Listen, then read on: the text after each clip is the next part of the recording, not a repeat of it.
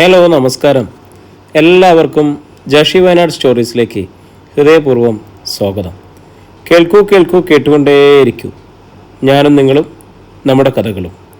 അപ്പോൾ നമ്മൾ കേട്ടുകൊണ്ടിരുന്നത് കാറ്റിൽ തുറന്ന ജാലകം എന്ന നോവലിൻ്റെ 6ാമത്തെ അധ്യായമാണ്. അപ്പം എല്ലാവർക്കും ഒരിക്കൽ കൂടി കഥയിലേക്ക് സ്വാഗതം. അമ്മൂമ്മ ഇപ്പോഴും അവൾ ചോദിച്ചു. ഇല്ല, ഞാൻ 10ലെ പരീക്ഷ ചെയ്ത റിസൾട്ടിന് കാത്തിരുന്ന സമയത്ത് അമ്മൂമ്മ പാമ്പ് കടിയേറ്റ് മരിച്ചു. വലിയ സങ്കടമായിപ്പോയി. സ്കൂളിൽ ഏറ്റവും കൂടുതൽ മാർക്ക് മേടിച്ചാണ് ഞാൻ ജയിച്ചത്. അതിൻ്റെ സർട്ടിഫിക്കറ്റ് കിട്ടിയപ്പോൾ അമ്മൂമ്മയുടെ കുഴിമാടത്തിൽ അത് കൊണ്ടുവന്ന് ഞാൻ നമസ്കരിച്ചു. അമ്മൂമ്മയുടെ സ്വപ്നമായിരുന്നു ഞാൻ ഡോക്ടറാകുക എന്നത്. ആ സ്വപ്നം സാക്ഷാത്കരിക്കാൻ കുടുംബശ്രീ പ്രവർത്തകയായ അമ്മയ്ക്ക് സാധിച്ചു എന്നതാണ് അമ്മയുടെ വിജയം. സ്വന്തം ജീവിതത്തെക്കുറിച്ച് എന്തുകൊണ്ടായിരിക്കും സൂരജ് ഹൃദയം തുറക്കുന്നതെന്ന് ഗാഥയ്ക്ക് മനസ്സിലായില്ല. പ്രത്യേകിച്ചും ഒരൊറ്റ തവണ മാത്രം കണ്ടിട്ടുള്ള ഒരു പെൺകുട്ടിയോട്. രണ്ടുപേരും അപ്പോൾ കാപ്പി കുടിച്ചു കഴിഞ്ഞിരുന്നു. ഒരു കാപ്പി കൂടി ആയാലും സൂരജ് ചോദിച്ചു. ആവാം, അവൾ പറഞ്ഞു. ഓരോ കാപ്പി കൂടി അയാൾ ഓർഡർ കൊടുത്തു. ഗാഥയുടെ വീട്ടിലിപ്പോൾ ആരൊക്കെയുണ്ട്? അമ്മ മാത്രം? സൂരജ് ചോദിച്ചു.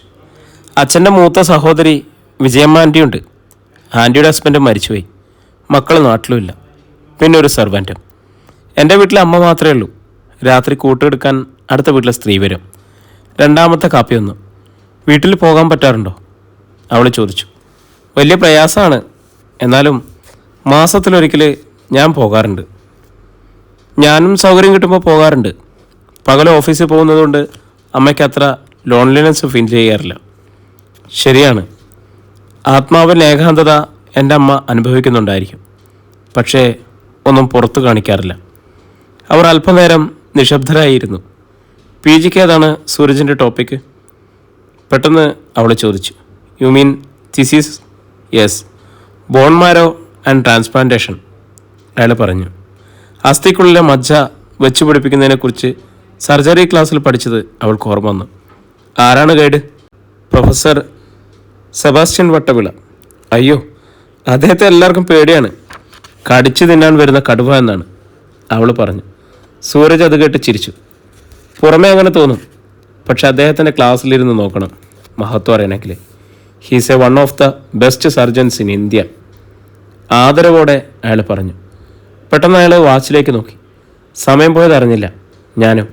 അവൾ പറഞ്ഞു. നമുക്കിറങ്ങാം അല്ലേ? അവർ റെസ്റ്റോറൻറ്റിൽ നിന്നും പുറത്തു വന്ന് റോഡിലൂടെ വാഹനങ്ങൾ ഇടതടവില്ലാതെ പോകുന്നുണ്ടായിരുന്നു.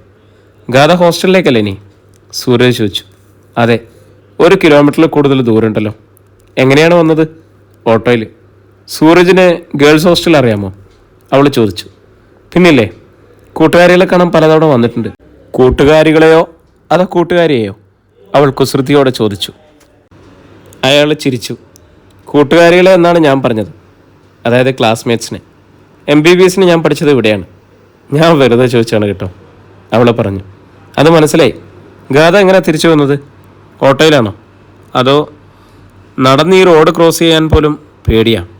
എനിക്ക് ബൈക്കുണ്ട്, ഞാൻ വേണമെങ്കിൽ ഞാൻ കൊണ്ടുവിടാം, അയാൾ പറഞ്ഞു. ബുദ്ധിമുട്ടാവില്ലേ? ഇല്ല, വരൂ.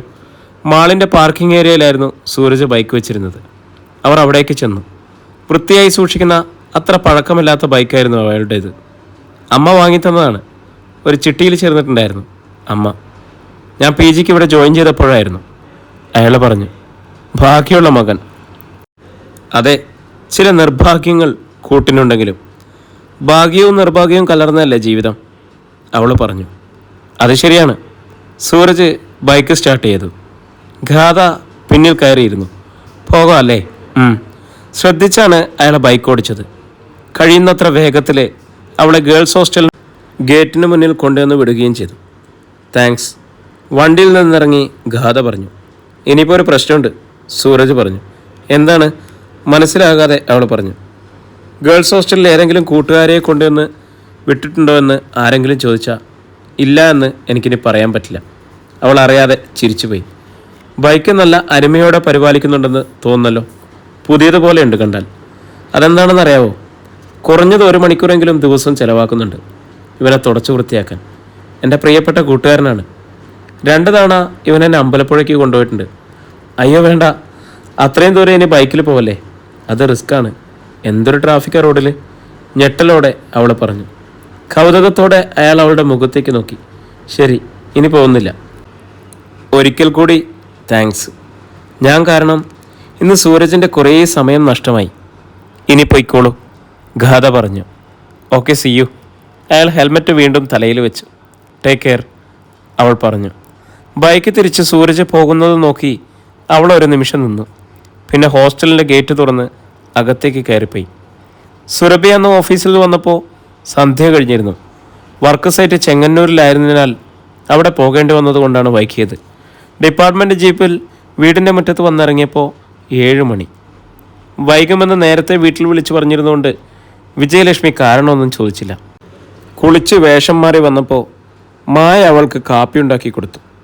കാപ്പിയുമായി അവൾ സിറ്റൗട്ടിൽ വന്നിരുന്നപ്പോഴാണ് ബെഡ്റൂമിൽ മൊബൈൽ ബെല്ലടിച്ചത്. ഞാൻ കൊണ്ടുവന്നേരാം ചേച്ചി. സുരഭി എഴുന്നേൽക്കാൻ തുടങ്ങിയപ്പോൾ മായ വിളിച്ചു പറഞ്ഞു. ഉടൻ തന്നെ അവൾ ഫോണുമായി വന്നു. സുരഭി അത് വാങ്ങി നോക്കി. സേതുമാധവനായിരുന്നു വിളിച്ചത്. മായയുടെ മുഖത്ത് ഒരു കള്ളച്ചിരിയുണ്ടോ എന്ന് അപ്പോഴാണ് അവൾക്ക് തോന്നിയത്. സേതു എന്ന പേര് അവൾ കണ്ടു കാണും. ഹലോ സേതു. സുരഭി ഫോണെടുത്തു. മായ അപ്പോൾ തന്നെ സ്ഥലം വിട്ടു. ഞാൻ വെറുതെ വിളിച്ചെന്നേ ഉള്ളൂ, സേതുമാധവൻ പറഞ്ഞു. വെറുതെ ആണെങ്കിലും സന്തോഷമായി, അവൾ പറഞ്ഞു. ഞാനിപ്പോൾ എവിടെയാണെന്ന് ഊഹിക്കാമോ?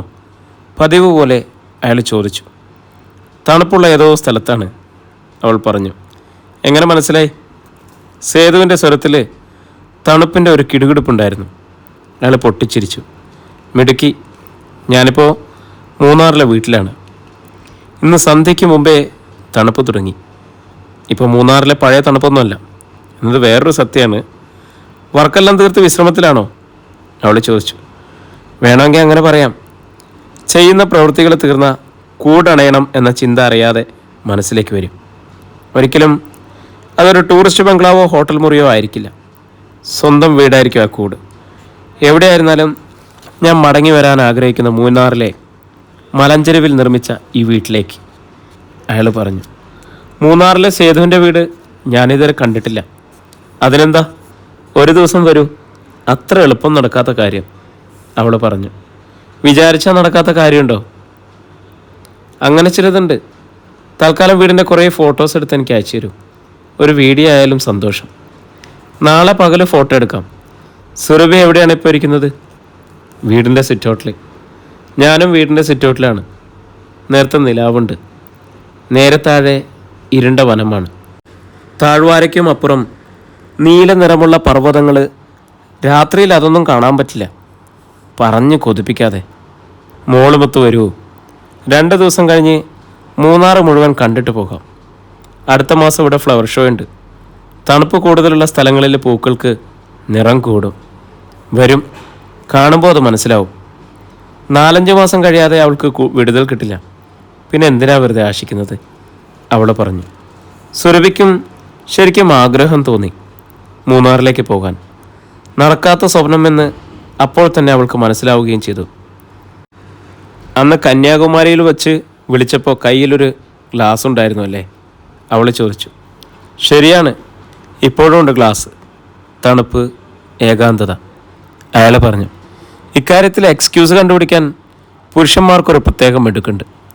സുരഭി കളിയാക്കി. ഞാൻ തർക്കിക്കുന്നില്ല, അയാൾ കീഴടങ്ങി. ഞാൻ പൊതുവെ പറഞ്ഞതേ ഉള്ളൂ.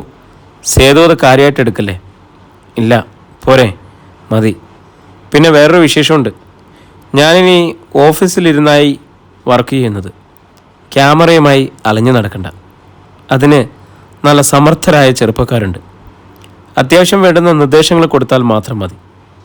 അത് നന്നായി. എവിടെയാണ് ഓഫീസ്? അവൾ ചോദിച്ചു. അതാണ് രസം. തിരുവനന്തപുരത്ത് കവടയാറിലെ സ്റ്റുഡിയോയും ഓഫീസായി തയ്യാറായിക്കൊണ്ടിരിക്കുന്നു. 1 മാസത്തിനുള്ളിൽ അവിടെ വർക്ക് തുടങ്ങാൻ പറ്റുമെന്നാണ് പ്രതീക്ഷ. അപ്പോഴിനി തിരുവനന്തപുരത്ത് വന്ന സേതുവിനെ കാണാം അല്ലേ? ആഹ്ലാദത്തോടെ അവൾ ചോദിച്ചു. അതെ, മോളെ കാണാൻ ഇടയ്ക്ക് വരാലോ. കൂട്ടത്തിൽ നമുക്കും കാണാം. മോളെ കാണാൻ വേണ്ടി മാത്രമല്ല, അല്ലാതെയും വരാറുണ്ട്. ഞങ്ങളുടെ ചീഫ് എഞ്ചിനീയറുടെ ഓഫീസ് അവിടെ മ്യൂസിയത്തിനടുത്താണല്ലോ. മ്യൂസിയത്തിനടുത്താണ് കവടയാർ. അറിയാം. ഒരിക്കൽ ഞാൻ വന്നപ്പോൾ അവിടെ ഒരു മാംഗോ ഫെസ്റ്റിവൽ നടക്കുന്നുണ്ടായിരുന്നു. അവർ സംസാരിച്ചുകൊണ്ടിരുന്നപ്പോൾ വിജയലക്ഷ്മി സിറ്റൗട്ടിലേക്ക് വന്നു. അവരുടെ സാമീപ്യത്തിൽ സേതുമാധവനോട് സംസാരിക്കാൻ സുരഭിക്ക് ബുദ്ധിമുട്ട് അനുഭവപ്പെട്ടു. ഇനി എന്താണ് തിരുവനന്തപുരത്ത് പോകേണ്ടതെന്ന് അറിയില്ല. എന്തായാലും ഞാൻ വിളിക്കാം. വെക്കട്ടെ? ശരി, ഗുഡ് നൈറ്റ്. Good night. എന്തോ തടസ്സമുണ്ടായതിനാലാവണം പെട്ടെന്ന് സംസാരം അവസാനിപ്പിച്ചതെന്ന് സേതുവിന് മനസ്സിലായി കാണും എന്ന് അവൾ ആശ്വസിച്ചു. ആരാ വിളിച്ചത്? ഗാതമോളായിരുന്നോ? വിജയലക്ഷ്മി ചോദിച്ചു. അല്ല, ഞങ്ങളുടെ ഡിവിഷൻ ഓഫീസിലൊരു സ്റ്റാഫായിരുന്നു ചേച്ചി. അവളൊരു നുണ പറഞ്ഞു. എന്തിനാണ് വിജയച്ചിക്ക് വെറുതെ സംശയമുണ്ടാക്കുന്നത്? അല്ലെങ്കിൽ തന്നെ സേതുവുമായുള്ള കൂട്ട് മറ്റാരും അറിയാതിരിക്കാനായിരുന്നു അവൾക്കിഷ്ടം. സുരഭി എഴുന്നേറ്റ് അവളുടെ മുറിയിലേക്ക് പോയി. നൈറ്റ് ഡ്യൂട്ടി കഴിഞ്ഞ് രാവിലെ ഗാഥയും ധന്യയും റൂമിൽ വന്നപ്പോൾ രോഷിനി ഉണ്ടായിരുന്നു അവിടെ. നിനക്കൊന്ന് ഡ്യൂട്ടിയില്ലേ? ഗാഥ ചോദിച്ചു. അജാസിന് ഇന്ന് രാത്രി ഒരു ബർത്ത്ഡേ പാർട്ടി ഉണ്ട്. ഡ്യൂട്ടി ഒന്ന് എക്സ്ചേഞ്ച് ചെയ്യാമെന്ന് അവൻ ചോദിച്ചു. ഞാൻ അവൻ്റെ നൈറ്റ് എടുത്തു, രോഷിനി പറഞ്ഞു. ഗുഡ്. നീ ബ്രേക്ക്ഫാസ്റ്റ് കഴിച്ചോ? ധന്യ തിരക്കി. ഇല്ല, നിങ്ങൾ വരാൻ വെയിറ്റ് ചെയ്യുമായിരുന്നു. എന്നാൽ 5 മിനിറ്റ് ബ്രഷ് ചെയ്തിട്ട് വരാം, ഗാഥ പറഞ്ഞു. അവർ 3 പേരും കൂടിയാണ് മെസ്സിലേക്ക് പോയത്. ഭക്ഷണം കഴിച്ചിട്ട് വന്ന തളർച്ചയോടെ ഗാഥയും ധന്യയും കിടന്നു. നൈറ്റ് ഡ്യൂട്ടി ഭീകരമാണ്. ഒരു നിമിഷം ഒന്ന് ഇരിക്കാൻ പോലും സമയം കിട്ടിയെന്ന് വരില്ല. ഇന്നലെ ഞാൻ സൂരജിനെ കണ്ടിരുന്നു. അക്കാര്യം കൂട്ടുകാരികളോട് പറയാതിരിക്കാൻ കഴിഞ്ഞില്ല വൈകിക്ക്. എപ്പോൾ? ഉച്ച കഴിഞ്ഞ് ഞാൻ മാളിപ്പോയപ്പോൾ. സൂരജിനെ യാദൃശികമായി കണ്ട കാര്യവും ഒന്നിച്ച് കാപ്പി കുടിച്ചതുമെല്ലാം അവൾ അവരോട് പറഞ്ഞു. അപ്പോൾ നിന്നെ ഇവിടെ കൊണ്ടുവിട്ടിട്ടാണോ പോയത്? രോഷിനി ചോദിച്ചു. അതെ, ആളൊരു പാവാണ്, ഗാഥ പറഞ്ഞു. പാവായിട്ടൊന്നല്ല, ധന്യ പറഞ്ഞു. പിന്നെ നിന്നോടുള്ള സ്നേഹം കൊണ്ടാ? സ്നേഹം കൊണ്ടാണെന്ന് എനിക്ക് തോന്നുന്നില്ല, രോഷിനി പറഞ്ഞു. പിന്നെന്താണ്? ഒരു പ്രേമത്തിൻ്റെ മണം അടിക്കുന്നുണ്ട്. പോയി. ഗാഥയ്ക്ക് ലജ്ജ വന്നു. അങ്ങനെയാണെങ്കിൽ തന്നെ എന്താണ്? PG അല്ലേ? പക്ഷേ എത്രയും വേഗം ഞങ്ങൾക്കൊന്ന് പരിചയപ്പെടുത്തി തരണം ആളിനെ, ധന്യ പറഞ്ഞു. അതൊക്കെ ഏറ്റു. പക്ഷെ സൂരജിൻ്റെ മുമ്പിൽ വെച്ച് എന്നെ നാണം കെടുത്താതിരുന്നാൽ മതി. നിന്നെ ഞങ്ങളെന്ത് നാണം കെടുത്താനാ? ദാ ഇപ്പം പറഞ്ഞ പോലെ വേണ്ടാതിനൊന്നും സൂരജിൻ്റെ മുമ്പിൽ വെച്ച് പറയരുത്. ഒരു മര്യാദയുടെ പേരിൽ ചോദിച്ചതാ ഹോസ്റ്റലിൽ കൊണ്ടുവന്ന് വിടണമെന്ന്, അല്ലാതെ വേറൊന്നും കൊണ്ടല്ല, ഗാഥ പറഞ്ഞു. വേണ്ടാതിനൊന്നും ഞങ്ങൾ പറയില്ല, വേണ്ടത് മാത്രമേ. അപ്പോഴാണ് വാതിൽ ആരോ മുട്ടിയത്. രോഷിനി ചെന്ന് വാതിൽ തുറന്നു. ഹോസ്റ്റലിലെ ജോലിക്കാരി പ്രസന്നയായിരുന്നു അത്. എന്താ ചേച്ചി? രോഷിനി ചോദിച്ചു. പ്രഭാവതി മാഡം വിളിക്കുന്നു, ഇപ്പം തന്നെ അങ്ങോട്ട് ചെല്ലാൻ പറഞ്ഞു. ഹോസ്റ്റലിലെ മേട്രോണാണ് പ്രഭാവതി. ആര്? ഞാനാണോ? റൂമിൽ ആരെങ്കിലും ഉണ്ടെങ്കിൽ അവർ ചെല്ലാനാണ് പറഞ്ഞത്. പ്രസന്ന പോയി. കൂട്ടുകാരികൾ 3 പേരും കൂടി ആലോചിച്ചു, നമുക്കെല്ലാവർക്കും കൂടി ചെല്ലാം. ഗ്രൗണ്ട് ഫ്ലോറിലായിരുന്നു മേട്രൻ്റെ ഓഫീസ് റൂം. കൂട്ടുകാരികൾ അവിടേക്ക് ചെന്നു. കണ്ണട ധരിച്ച് കറുത്തു ധരിച്ച സ്ത്രീയായിരുന്നു പ്രഭാവതി. കണ്ണടയ്ക്ക് മുകളിലൂടെ അവർ 3 പേരെയും ഒന്ന് നോക്കി. MBBS സ്റ്റുഡൻസ് വരുന്നതുവരെ ഇവിടെ താമസിക്കാനുള്ള ഒരു ടെമ്പററി അറേഞ്ച്മെൻ്റ് ആണല്ലോ നിങ്ങൾക്ക് തന്നത്. ഫസ്റ്റ് ഇയറുകാരുടെ അഡ്മിഷൻ കഴിഞ്ഞു. അടുത്ത സൺഡേ മുതൽ അവർ വരും.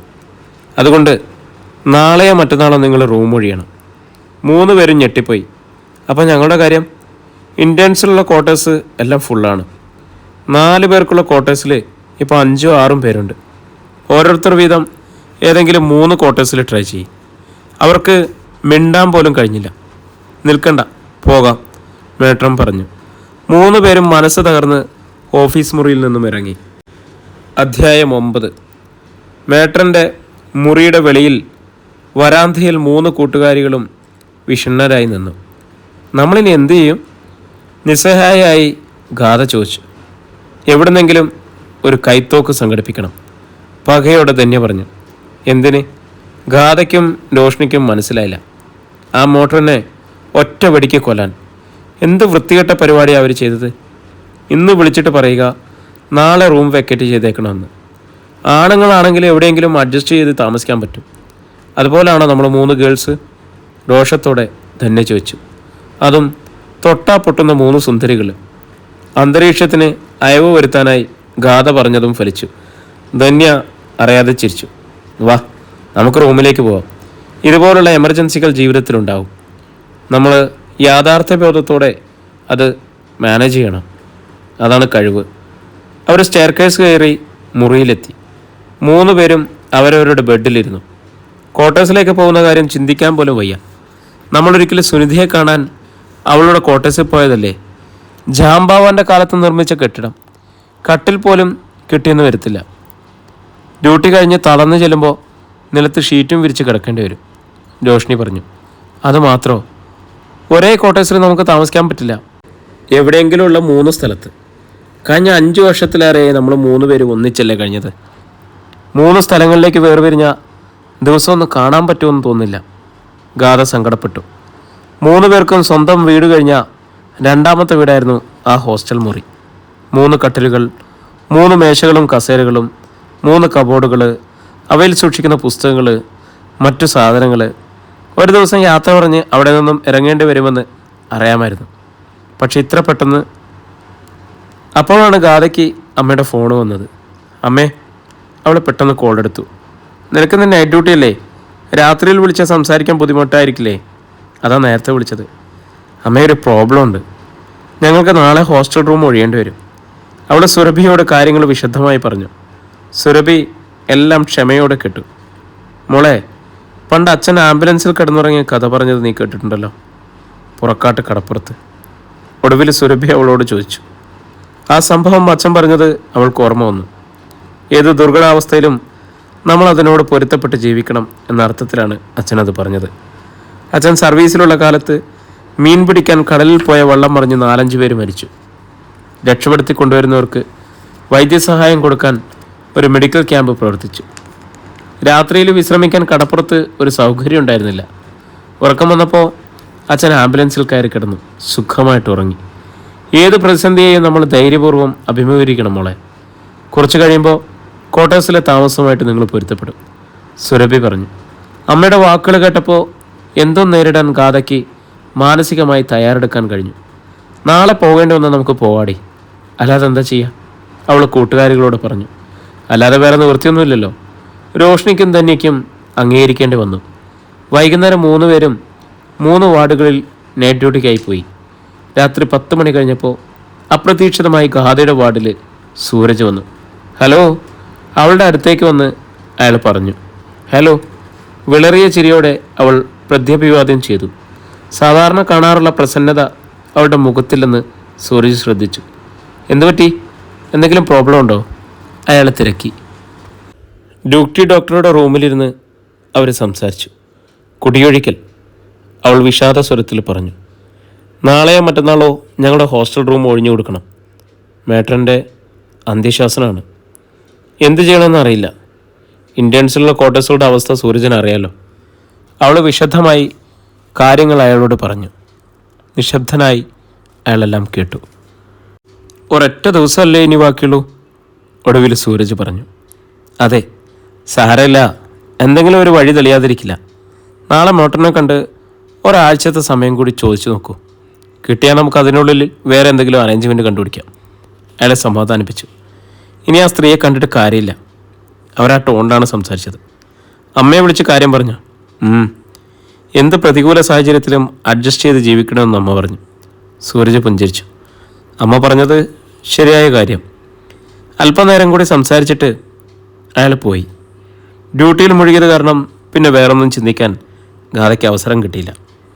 രാവിലെ 8 മണിയോടെ 3 പേരും ഹോസ്റ്റലിലെ റൂമിലെത്തി. ബ്രേക്ക്ഫാസ്റ്റ് കഴിക്കാൻ അവർ മെസ് ഹാളിലേക്ക് പോകാൻ തുടങ്ങുമ്പോഴാണ് ഗാഥയ്ക്ക് സൂരജിൻ്റെ ഫോൺ കോൾ വന്നത്. എന്താ സൂരജ്? അവൾ ചോദിച്ചു. ഉള്ളൂരിൽ ഒരു 3 ബെഡ്റൂം ഫ്ലാറ്റ് കിട്ടിയാൽ നിങ്ങൾക്ക് അങ്ങോട്ട് മാറാൻ താല്പര്യമുണ്ടോ? എന്ത് ചോദ്യം അത്? ഒരു കച്ചിത്തുരുമ്പിനായി കാത്തിരിക്കുകയായിരുന്നു ഞങ്ങൾ, അവൾ പെട്ടെന്ന് പറഞ്ഞു.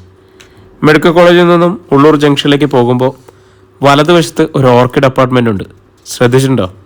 അയാൾ ചോദിച്ചു. ഉണ്ട്, വളരെ അടുത്താണല്ലോ, കഷ്ടിച്ച് 1 കിലോമീറ്റർ, അവൾ പറഞ്ഞു. അതെ, എൻ്റെ സീനിയറായി പഠിച്ച രാഹുൽ ജനാർദ്ദൻ്റെ വക ഒരു ഫ്ലാറ്റ് ഉണ്ട് അവിടെ. അവൻ ഡൽഹി എയിംസിൽ PG ചെയ്യുക. ഒരു കൊല്ലമായിട്ട് അത് ആൾത്താമസമില്ലാതെ കിടക്കുകയാണ്. രാവിലെ ഞാൻ അവനെ വിളിച്ചു വെച്ചപ്പോൾ എൻ്റെ ഫ്രണ്ട്സിനാണെങ്കിൽ തരാമെന്ന് പറഞ്ഞു. അതെയോ? വളരെ സന്തോഷം സൂരജ്.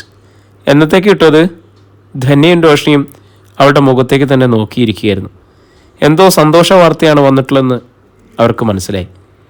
നിങ്ങൾക്ക് ഓക്കെ ആണെങ്കിൽ ഉച്ച കഴിഞ്ഞിട്ട് അങ്ങോട്ടേക്ക് ഷിഫ്റ്റ് ചെയ്യാം. അവൻ്റെ ഫാമിലി ഡൽഹിയിലാണ്. അച്ഛനും അമ്മയും കേശവദാസപുരത്തുണ്ട്. ഞാൻ പോയി താക്കോല് മേടിക്കാം. കെയർടേക്കറോട് പറഞ്ഞാൽ ഉടൻ ക്ലീൻ ചെയ്ത് തരും. കൂട്ടുകാരികളുമായിട്ട് ആലോചിച്ചിട്ട്. ശരി സൂരജ്, ഞാൻ ഉടനെ വിളിക്കാം. ഗാഥ കോൾ കട്ട് ചെയ്തിട്ട് ധന്യയോടും രോഷിനിയോടും വിവരം പറഞ്ഞു. നമുക്ക് അങ്ങോട്ട് മാറാം, തൊട്ടടുത്തല്ലേ, നല്ല സൗകര്യമാണ്.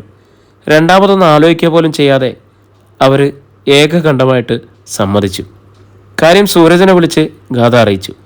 എങ്കിലും ഡ്രസ്സും മറ്റ് സാധനങ്ങളും പാക്ക് ചെയ്തോളൂ. ഉച്ച കഴിഞ്ഞ് ഞാനങ്ങോട്ട് വരാം. നമുക്കൊന്നിച്ച് ഫ്ലാറ്റിൽ പോകാം.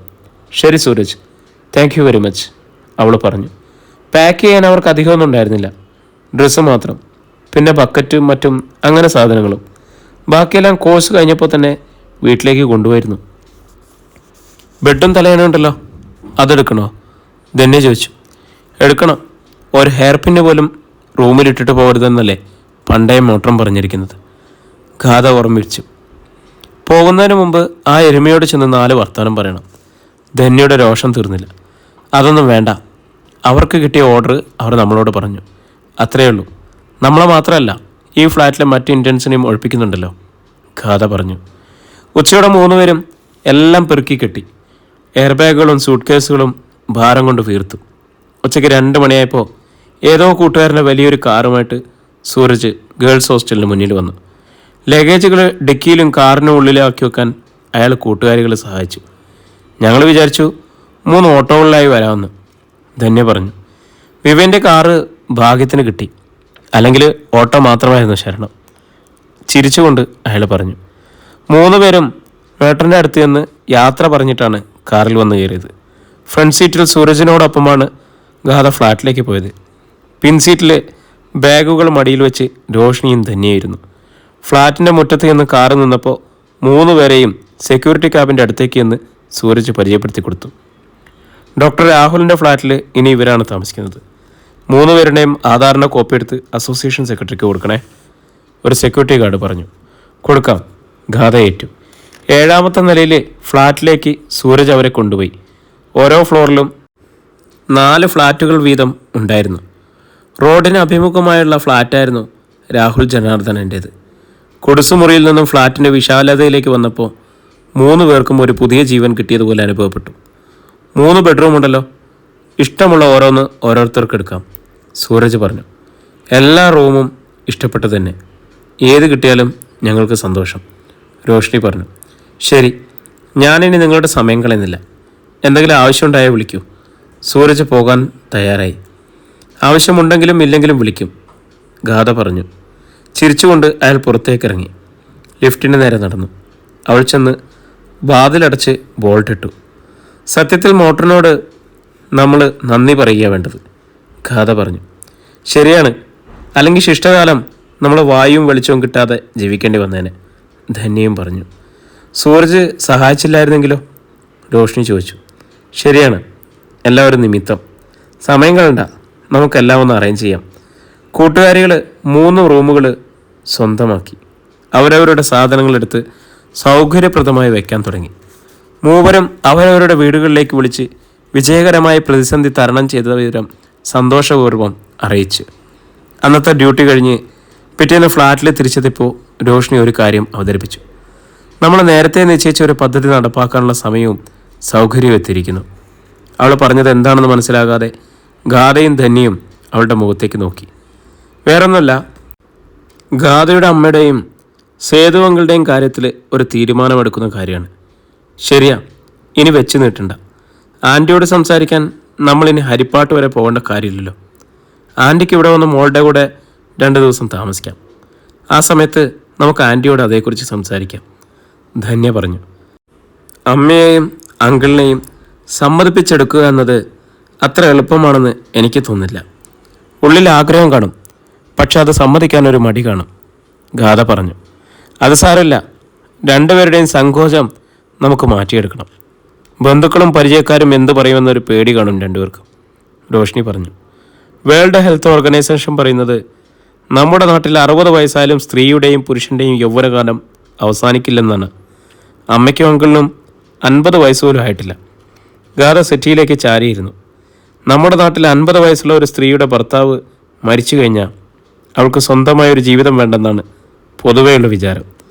വീട്ടുജോലികൾ ചെയ്തും മക്കളുടെ കുഞ്ഞുങ്ങളെ വളർത്തിയും അവളുടെ ജീവിതം ഒടുങ്ങും. എൻ്റെ അച്ഛൻ്റെ മൂത്ത ചേച്ചിയുടെ ഹസ്ബൻഡ് മരിക്കുമ്പോൾ ആ ആൻറ്റിക്ക് 48 വയസ്സായിരുന്നു. അപ്പോഴും കണ്ട നല്ല ചെറുപ്പം, ആരോഗ്യത്തിന് ഒരു കുറവുമില്ലായിരുന്നു. ഭംഗിയുള്ള ഒരുപാട് പട്ടുസാരികളുണ്ടായിരുന്നു ആൻറ്റിക്ക്. അതെടുത്ത് എവിടേക്കെങ്കിലും ഒന്ന് പോകണമെന്ന് ആഗ്രഹമുണ്ടായിരുന്നു. പക്ഷെ ഒന്നും നടന്നില്ല. ധന്യ പറഞ്ഞു. അതെന്താ? ഗാഥ ചോദിച്ചു. ഒരു മോനും മോളുമായിരുന്നു ആൻറ്റിക്ക്. രണ്ടുപേരുടെയും കല്യാണം കഴിഞ്ഞ് മോൻ ഡൽഹിയിലും മോള് ചെന്നൈയിലാണ് സെറ്റിൽ ചെയ്തതേ. രണ്ടുപേരും അമ്മയ്ക്ക് വേണ്ടി പിടിവലിയായിരുന്നു അവരുടെ കുഞ്ഞുങ്ങളെ നോക്കാൻ. 6 മാസം ആൻറ്റി ചെന്നൈയിൽ, അടുത്ത 6 മാസം ഡൽഹിയിൽ. ആൻറ്റിയുടെ ഹസ്ബൻഡ് മരിച്ചില്ലായിരുന്നെങ്കിൽ മക്കൾ അവരുടെ കുഞ്ഞുങ്ങളെ വളർത്താൻ വേറെ വഴി കണ്ടുപിടിക്കുമായിരുന്നില്ലേ? രോഷ്നി ചോദിച്ചു. ഹസ്ബൻഡും വൈഫും ഉദ്യോഗസ്ഥരാണെങ്കിൽ കുഞ്ഞുങ്ങളെ വളർത്തുന്നത് അല്പം ബുദ്ധിമുട്ടാണ്. പക്ഷെ കൂടെ വന്ന് താമസിക്കുന്ന അമ്മയുടെ മനസ്സുകൂടി മക്കൾ കാണണം. അവരുടെ ആഗ്രഹങ്ങളെ മാനിക്കണം, ധന്യ പറഞ്ഞു. ഗാഥയും രോഷ്നിയും മിണ്ടിയില്ല. ആൻറ്റിക്ക് മധുര മീനാക്ഷി ക്ഷേത്രത്തിലും പോകാൻ വലിയ ആഗ്രഹമുണ്ടായിരുന്നു. എന്നോടത് പറഞ്ഞിട്ടുണ്ട്. പക്ഷെ മക്കൾക്ക് സമയമില്ലായിരുന്നു. ആ ആഗ്രഹങ്ങൾ സാധിക്കാതെ ആൻറ്റി മരിച്ചു. ശരിയാ, അമ്മയ്ക്കൊരു ശരീരവും മനസ്സുകൊണ്ടെന്ന് മക്കൾ മറക്കും. അമ്മയുടെ കാര്യം മാത്രമല്ല, ഒറ്റപ്പെടുന്ന അച്ഛന്മാരുടെ കാര്യവും ഇതുതന്നെയാണ്. അഥവാ ആരെങ്കിലും സൂചിപ്പിച്ചാൽ തന്നെ മക്കൾ പരിഹസിക്കും. വയസ്സുകാലത്ത് കല്യാണമോ കുഴിയിലേക്ക് കാലം നീട്ടിയിരിക്കുമ്പോഴോ. അതൊക്കെ പോട്ടെ, നമുക്ക് സുരഭി ആൻറ്റിയുടെയും സേതു അങ്കിളുടെയും കാര്യത്തിലേക്ക് വരാം. ഫസ്റ്റ് മൂവ് എന്തായിരിക്കണം? ധന്യ ചോദിച്ചു. അമ്മയെക്കൊണ്ട് സമ്മതിപ്പിക്കുക അത്ര എളുപ്പമായിരിക്കില്ല, പക്ഷെ നമുക്ക് ശ്രമിക്കാം, ഗാഥ പറഞ്ഞു. അതൊക്കെ ഞങ്ങൾക്ക് വിട്ടേക്ക്. സുരഭി ആൻറ്റിയെ ഇവിടെ വരുത്തി തരാമോ? വാക്ക് ഞങ്ങളേറ്റു, രോഷ്നി പറഞ്ഞു. ശരിയാ, സുരഭി ആൻറ്റിയുടെ സമ്മതം കിട്ടിയിട്ട് മതി സേതു അങ്കിളിനോട് സംസാരിക്കുന്നത്. അങ്കിളിനോട് ആദ്യം സംസാരിച്ച് അനുകൂലമാക്കിയിട്ട് പിന്നെ ആൻറ്റി എതിർത്ത് നിന്നാൽ പിന്നെ നമുക്ക് അങ്കിളുടെ മുഖത്ത് നോക്കാൻ പറ്റുമോ? ഞാൻ അമ്മയെ വിളിക്കാം, ഫ്ലാറ്റ് കാണാനാണെന്ന് പറയാം, ഗാഥ ഏറ്റു. ഉച്ചയ്ക്ക് ഭക്ഷണം കഴിച്ചിട്ട് ഓഫീസിലിരിക്കുമ്പോഴാണ് സുരഭിയുടെ മൊബൈൽ ബെല്ലടിച്ചത്. അവൾ അതെടുത്ത് നോക്കി. ഗാഥയാണ് വിളിച്ചത്. അമ്മ ഫ്രീ ആണോ? അവൾ ചോദിച്ചു. ഓഫീസിലല്ലേ, തിരക്കുണ്ട്, എന്നാലും സംസാരിക്കാം. എങ്ങനെയുണ്ട് താമസം? എന്നോട് അതേക്കുറിച്ച് ചോദിക്കണ്ട. വേറെ ഏത് അമ്മയാണെങ്കിലും ഓടി വന്നേനെ കാണാൻ. എവിടാ താമസിക്കുന്നത്? സൗകര്യങ്ങളുണ്ടോ? എന്തെങ്കിലും കൂടുതലായി ആവശ്യമുണ്ടോ എന്ന്. ഇന്നിപ്പോൾ 4 ദിവസം കഴിഞ്ഞു. അവളുടെ പരിഭവം പറിച്ചിൽ കേട്ട് സുരഭി ചിരിച്ചു. ഞാൻ വരില്ലെന്ന് ആര് പറഞ്ഞു? അമ്മയ്ക്ക് ഓഫീസിൽ പോകണ്ടേ? അത്രയ്ക്ക് ധൃതി പിടിച്ച് ഓടി വരേണ്ട കാര്യമുണ്ടെന്ന് തോന്നിയില്ല. സൂരജല്ലേ പുതിയ താമസസ്ഥലം കണ്ടുപിടിച്ചത്? കണ്ടിട്ടില്ലെങ്കിലും ആ കുട്ടിയെ എനിക്ക് വിശ്വാസമാണ്. ആ കുട്ടിയെ ഒന്ന് കാണണമെന്ന് അമ്മയ്ക്ക് ആഗ്രഹമില്ലേ? കൊള്ളാം. ഉണ്ടോന്നോ? അടുത്ത സൺഡേ ഞാനങ്ങോട്ട് വരാനിരിക്കുക. നിന്നോട് പറഞ്ഞില്ലെന്നേ ഉള്ളൂ. പ്രതീക്ഷ തന്നിട്ട് എന്തെങ്കിലും കാരണവശാൽ വരാൻ സാധിച്ചില്ലെങ്കിൽ നിനക്ക് സങ്കടം ഉണ്ടായാലോ എന്ന് പേടിച്ചു. സൺഡേ വരുമോ അമ്മ? താല്പര്യപൂർവ്വം അവൾ ചോദിച്ചു. വരും. രാവിലെ 6 മണിയാകുമ്പോൾ തിരുവനന്തപുരത്ത് പോകേണ്ടി വരുമെന്ന് ഹരിയോട് പറഞ്ഞു കഴിഞ്ഞു. സുരഭിയുടെ ഓഫീസിലെ ജീപ്പ് ഡ്രൈവറാണ് ഹരി. നീണ്ട യാത്രകൾ പോകേണ്ടി വരുമ്പോൾ ഹരിയോട് പറയും. അവൻ സുരക്ഷിതമായി കൊണ്ടുപോയിട്ട് വരും. അതെയോ? എങ്കിൽ ഞാൻ പറഞ്ഞത് പിൻവലിച്ചു. കഴിയുന്നത്ര നേരത്തെ വരണം. നമുക്കെല്ലാവർക്കും കൂടി ഏതെങ്കിലും നല്ല ഹോട്ടലിൽ പോയി ലഞ്ച് കഴിക്കണം. ധന്യയ്ക്കും രോഷ്നിക്കും സന്തോഷമാവും, അവൾ പറഞ്ഞു. സൂരജിനെ കൂടി വിളിക്കരുതോ? സുരഭി ചോദിച്ചു. വിളിക്കാം. വളരെ ഹെൽപ്ഫുള്ളാണ് കക്ഷി. കിച്ചണിലെ ഗ്യാസും സ്റ്റൗവും കൂടാതെ ഇൻഡക്ഷൻ കുക്കറും ഉണ്ട്. കുക്ക് ചെയ്യാനുള്ള സകല പാത്രങ്ങളുണ്ട്. ബ്രേക്ക്ഫാസ്റ്റും കാപ്പിയും ചായയൊക്കെ ഞങ്ങൾ ഇവിടെ ഉണ്ടാക്കാൻ പോവുകയാണ്. കുറച്ച് പാത്രങ്ങളും ബക്കറ്റൊക്കെ വാങ്ങണം. കൂടെ വരാമെന്ന് സൂരജ് ഏറ്റിട്ടുണ്ട്. ഞാൻ വരുമ്പോൾ കഴിക്കാനുള്ള എന്തെങ്കിലും കൊണ്ടുവരാം. എന്ത് വേണമെന്ന് പറഞ്ഞാൽ മതി. ഉണ്ടാക്കിത്തരാൻ മായയ്ക്ക് സന്തോഷമേ ഉള്ളൂ. അത് ഞാൻ പിന്നെ പറയാം. അപ്പം ഞായറാഴ്ച അമ്മ വരുമല്ലോ? വരും. സേതു അങ്കിളുടെ വിവരം വല്ലതുണ്ടോ? വെറുതെ എന്ന മട്ടിൽ ഗാഥ തിരക്കി. കഴിഞ്ഞ ആഴ്ച വിളിച്ചിരുന്നു. മൂന്നാറിലെ വീട്ടിലാണെന്നാണ് പറഞ്ഞത്. ഞങ്ങൾ ഫ്ലാറ്റിലേക്ക് മാറിയ കാര്യം അങ്കിൾ അറിഞ്ഞു കാണത്തില്ല. അത് സാരമില്ല, ഞാൻ പറഞ്ഞേക്കാം. ശരി അമ്മേ. ഗാഥ കോള് കട്ട് ചെയ്തു. സുരഭിക്ക് സന്തോഷം തോന്നി. സേതുവിനെ വിളിക്കാൻ ഒരു കാരണം കിട്ടിയല്ലോ. അന്ന് വീട്ടിൽ ചെന്ന് കഴിഞ്ഞ് അവൾ സേതുമാധവനെ വിളിച്ചു. ഗാഥയും കൂട്ടുകാരികളും ഹോസ്റ്റലിൽ നിന്നും താമസം മാറിയ കാര്യം അവൾ അയാളോട് പറഞ്ഞു. Very good. ഇനി മോളെ കാണാൻ ഫ്ലാറ്റിലേക്ക് ചെന്നാൽ മതിയല്ലോ. അയാൾക്കും സന്തോഷമായി. അടുത്ത സൺഡേ ഞാൻ തിരുവനന്തപുരത്ത് പോകുന്നുണ്ട്, സുരഭി പറഞ്ഞു. ഞാനിപ്പോൾ കണ്ണൂരാണ്. അവിടെ ഒരാഴ്ച ഉണ്ടാവും. അല്ലെങ്കിൽ തിരുവനന്തപുരത്ത് വെച്ച് കാണാമായിരുന്നു. അവിടെ ഓഫീസും സ്റ്റുഡിയോയും സെറ്റപ്പ് ചെയ്യുകയാണെന്ന് പറഞ്ഞല്ലോ. അത് നടക്കുന്നു. ഈ മാസം അവസാനത്തോടെ കംപ്ലീറ്റ് ചെയ്യും. സുരഭി അടുത്ത തവണ വരുമ്പോൾ തിരുവനന്തപുരത്ത് ഞാൻ അവിടെ ഉണ്ടാവും. നമ്മൾ അവിടെ വെച്ച് കാണും. അതല്ലേ ഇനി പറ്റൂ. ആ ഞായറാഴ്ച രാവിലെ 6 മണിക്ക് മുമ്പ് ഡ്രൈവർ ഹരി സുരഭിയും കൊണ്ട് തിരുവനന്തപുരത്തിന് പുറപ്പെട്ടു. 9 ആയപ്പോൾ അവർ ഉള്ളൂരെത്തി. അപ്പാർട്ട്മെൻറ്റിൻ്റെ താഴെ ഖാദയും ധന്യയും രോഷ്ണിയും അവളെ കാത്തു നിൽക്കുന്നുണ്ടായിരുന്നു. അവർ അവളെ സന്തോഷപൂർവ്വം സ്വീകരിച്ച് ലിഫ്റ്റിൽ മുകളിലേക്ക് കൊണ്ടുപോയി. സുരഭി കാണാതെ അപ്പോൾ കൂട്ടുകാരികൾ 3 പേരും ഗൂഢമായി ഒന്ന് മന്ദഹസിച്ചു. പ്രിയരെ, നമ്മുടെ നോവൽ ഇവിടെ തുടരുകയാണ് കേട്ടോ. ഇതിൻ്റെ അടുത്ത ഭാഗത്തിനായിട്ട് നമ്മുടെ ചാനലൊന്ന് സബ്സ്ക്രൈബ് ചെയ്യുകയും ബെല്ലൈക്കൺ അമർത്തുകയൊക്കെ ചെയ്യുക. ഒത്തിരി സന്തോഷം നിങ്ങളുടെ കമൻറ്റുകളൊക്കെ വായിക്കുമ്പോൾ. വീണ്ടും നമുക്ക് നാളെ ഇതിൻ്റെ അടുത്ത ഭാഗമായിട്ട് കാണാം എന്ന് നിങ്ങളുടെ സ്വന്തം ജാഷി വയനാട്.